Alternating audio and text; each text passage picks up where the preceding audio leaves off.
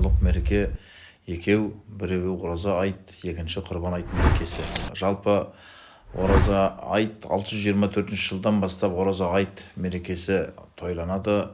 Бұл күндерде мына Шағбан айының бірінші күні басталғанда, және ораза 30 күн ораза ұстап болып, және Шағбан айының бірінші күні кіргеннен бастап осы ораза айт мерекесі кіреді.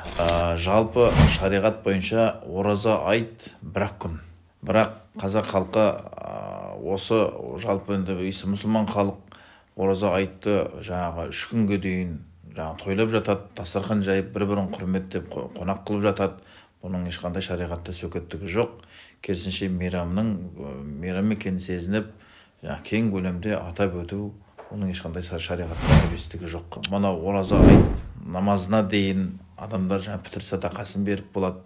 Сосын ренжіскендері болса, осы айт намазына дейін пайғамбарымыз саллаллаху алейхи вассалам өз уақытында да ренжіскендерді татуластырып, үлкен бір тауларда, беккелерде айт намазалар оқылған, және сол кездерде айт намазына дейін сол ренжіскендерді татуластырып, төс қағыстырып, бір-бірімен кәдімгі әрқашанда не қылып отырған, кездестіріп, жарастырып отырған. Және мұқтаж отбасылар да дастархан жасап, айт екенін сезіну үшін айт намазына дейін сол шаңырақтарға, немесе қазіргі уақытта көбіне мешіттерге осы пітір садақаларын беріп үлгеретін болған. Айт намазының кіру уақыты күн найза бойы көтерілгеннен бастап тас төбеге көтерілгенге дейін айт намазын оқуға болады.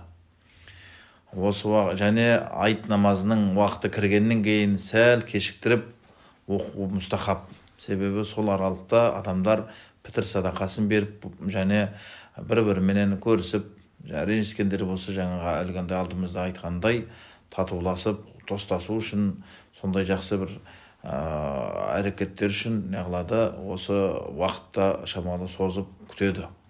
Мінекей, ал енді бірақ айт намазын оқу барысында күн тас төбеге көтеріліп кеткен болса, онда айт намазы бұзылады. Сондықтан оған жеткізбей, сол түске дейінгі аралықта оқып болған абзал.